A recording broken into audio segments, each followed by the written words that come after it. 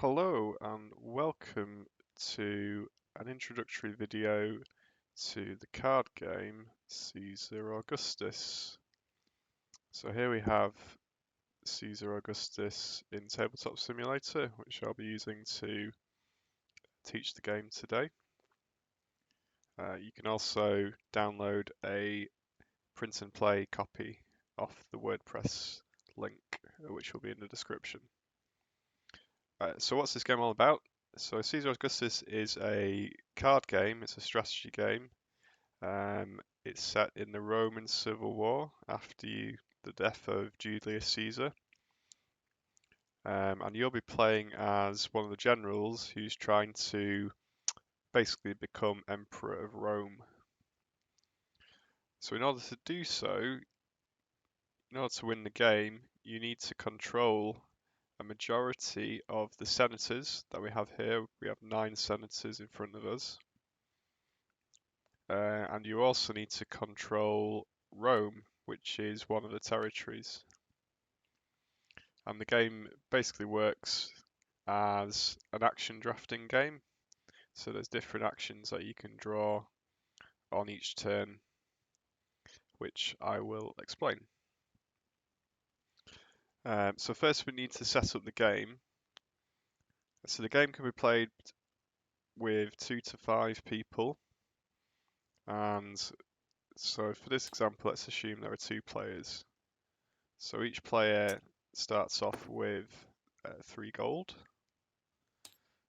Gold is used for most of the actions in the game in order to do things.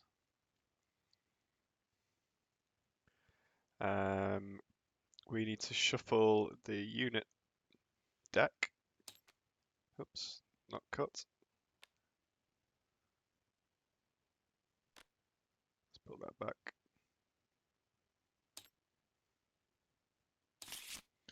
And we'll draw a card into our hand for that.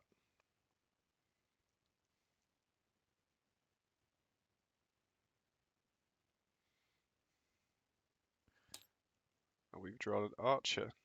We'll deal 1 to the other imaginary player. And we'll turn theirs face up. Normally you keep this to yourself. So they've got a legion. So there are 16 territories. So we always include Rome. But for a 2-player game, we only have 7 territories in total. So we need to take some of these out of the pack. So we've only got 7. Sorry, 6. Because we build the deck with Rome as well. So we'll get rid of these. Give these a shuffle. And again, each player will draw a territory card. And this is always face up. So we see that I've got Thrace. And the other player has ended up with Rome, which is a good start for them, as Rome is one of the things you need to win the game. We also need to, there's 9 senators, and each of these senators have a cost to bribe them, which is the number of gold that's needed to bribe the senator. That's the number below their picture. But we take one of these senators out to begin with. So let's group these, flip, shuffle, and we'll take this one, oops, and we'll get rid of him, and the rest we put face up like that.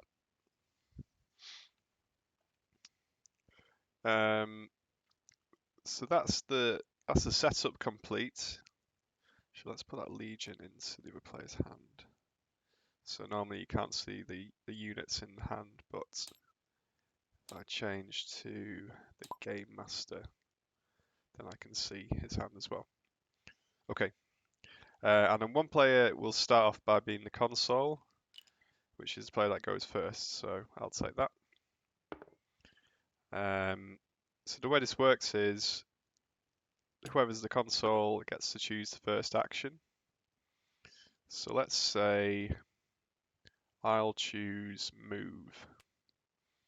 So I get to, with move, I can pay a gold, and I can either draw a territory from the deck if there's any remaining, or I can attack one of my opponent's territories. So I could choose to attack Rome. But to start off with, I'll just draw a card. So I paid a gold, and I have drawn Egypt. And then the other player also gets to do the action. So the person who picks the action gets the bonus, which is that they'll get to move again at the end. But everyone else gets to do the action. Right, so they've drawn Spain. And now my bonus is I can draw again. So I'll end up with an extra territory with 3. Right, so I got Sicily. So now it's the other person's go. And they might choose income. So income gives you 1 gold per territory, but the bonus is they get 2 gold per territory. So this person has 2 territories, so they get 4 gold.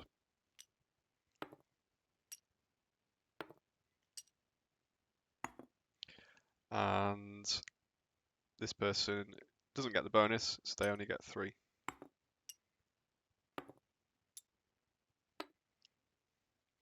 And now in a 2-player game, whoever's the consul gets to take another action. Normally in 1-2 players, what would happen is everyone only gets 1 action each per year. So what I'll do is I'll choose bribe, which means I get to bribe a senator, and that means I get to pay the cost of the gold. So I'll bribe this one because he only costs 1.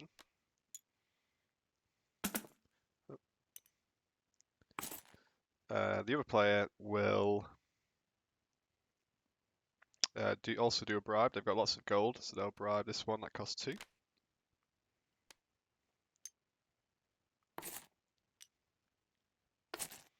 And then I get to do the bonus, which is I get to bribe another senator. So there's one here that costs 3, which means I can use my remaining gold to get him. So in order to win the game, you need to control Rome and also control a majority of the senators. So at the moment, there are 5 senators that haven't been bribed. I've got 2. The other person's got 1. So there's 8, so a majority would be 5.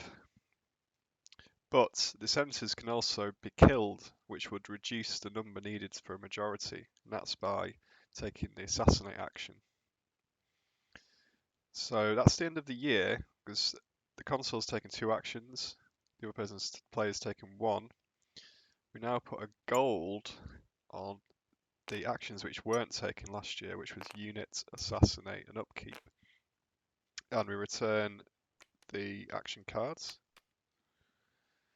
And the console flips to this player. So if they were to take any of the actions with a gold on, they would also get a gold coin. So this player might take unit, for example, which gives them that gold. And they can spend that gold to draw a unit card. So they will take one of these into their hand. And they've got a legion. This player, well, that's me. I've spent all my gold bribing, so I can't buy a unit.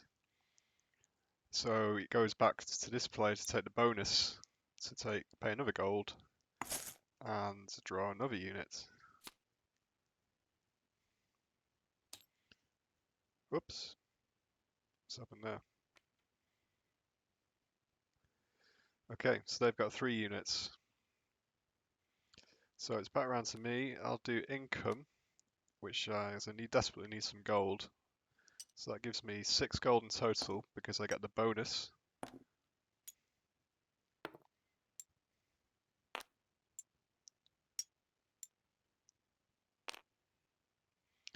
and the other player has got 2 territories, so gets 2.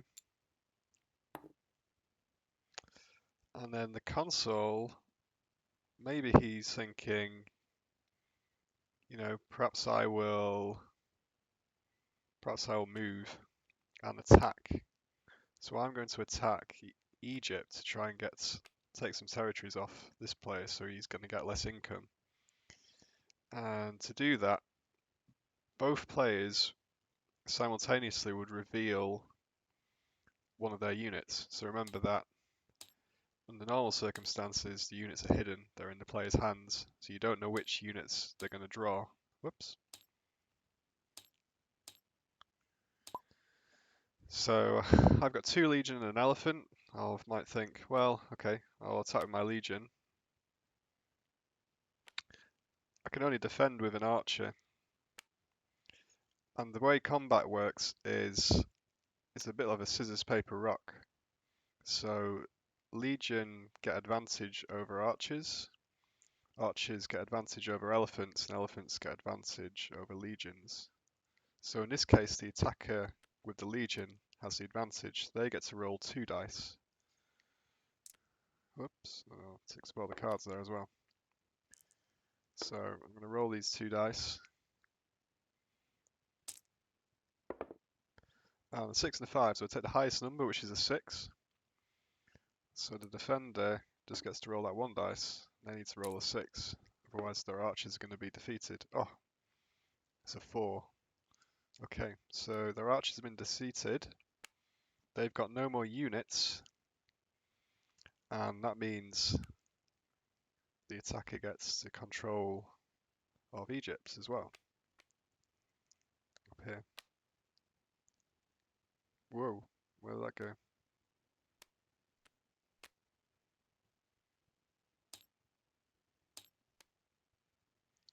Okay, let's try and organize these a bit better.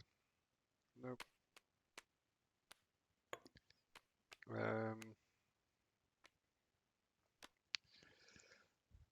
Now, this person, oh, you always have to take a unit, so he gets a unit back. So you've always got at least 1 unit in your hand. If you don't have any territories left, if that was the last territory, and there are no more in the deck, you also lose the game because you've been vanquished, because all your territories have been taken. So they'll pay a gold now and take a new territory, which is Gaul. Well, that legion should go back to this hand. And I think the bonus is I can move again, so I'll pay another gold. And why not? I will attack with my elephant this time. So defender reveals his unit. He has an archer. So archers have the advantage over elephants. So that means the elephant only gets to roll 1 dice, which is a 4. And the archer rolls 2, which is a 2 and a 1. So even though they rolled 2 dice, they've still been defeated. And that means the attacker, well, the attacker should have chosen which territory he was attacking. Let's say he was attacking Gaul. He gets that as well. And the defender gets a new card into their hand, which they wouldn't see is a legion. Okay, so that's the end of the 2nd year. The untaken actions each get gold. It's got 2 on it now. So it's assassinate. These go back. And then the console goes back to me again. So I might at this point play, oh, that elephant goes back to the hand, play upkeep. And what that means is that I get the gold, I get the 2 gold actually. Every unit after the first requires, you've got to pay 2 gold. So I've only got 1 unit, so I don't have to pay anything for my upkeep. and the bonus is 1 anyway. So if I had 2 units, I would only pay 1. But the other player's got 3 units, so they have to pay 4 gold. So say they pay 2. The other thing they could do is discard 1 instead of paying the cost. So they might decide, I'm going to keep the a legion and an elephant. I've had to pay 2 for that, but I'll discard the other legion rather than paying the remaining 2 gold. So if your opponent's got a big army, you can hit them with upkeep. And the final action we've not come to yet is assassinate. So you get the gold, and I can try and assassinate a senator, and I could assassinate any senator. I might want to try one of the neutral ones, which has got high cost, like this one here costs 17. Or I might try and assassinate one of my opponent's senators, so I think I'll do that. I'll try and assassinate him. The bonus is I get to roll 2 dice, and I need to roll 5 or more. So I failed. I don't assassinate. The other player can have a go. Or did he pay a gold for assassination? Maybe not. He'll try and assassinate him, but I only get to roll 1 dice because I don't get the bonus. And I also fail. So all the senators all live to fight another day. And that's it. So player would go on. Would go back to the console in this case. They've got quite a bit of gold, so they may try to build up their army a bit. Maybe take a unit to try and buy some more legions and get control of Rome. Or they might decide to do move in this case here, and take the last territory.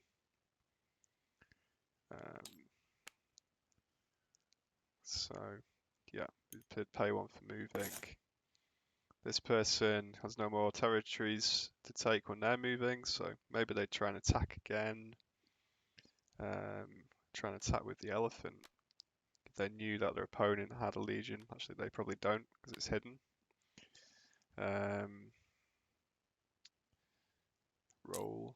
Actually, they pay gold? I don't think so. They roll the 4 as the highest roll. Defender rolled a 4. So in the case of a draw, you just keep rolling. So the attacker would roll 2 dice again, he'd roll a 6. Defenders roll a 5, so they would lose another territory thanks to all the aggression from the attacker. And then their bonuses, they can move again, but you know, they've lost a unit. They're only going to have 1 again.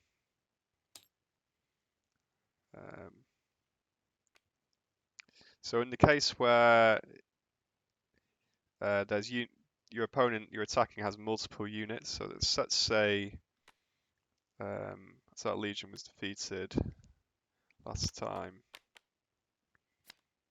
Let's say the archers were attacking, and they defend with an elephant. Let's say the archers win, so the elephant's defeated, and I'm attacking Rome, but I wouldn't get Rome after beating the elephant because my opponent's still got some units defending them. So then you would have to decide, do you want to keep attacking? You could decide not to, or you could keep going, in which case you'd have to defeat the legion as well. And only if your opponent's lost all of its units do you gain control of the territory. And as I say, if you get down to no more territories remaining, you lose and you're out of the game. Otherwise, you've got to have a majority in the Senate. So, you know, some of these senators could be assassinated, the number will whittle down. Once you bribe the senator, it's yours for the rest of the game. So you've got to try and win them over and keep them alive. And that's it. I hope you enjoyed this video.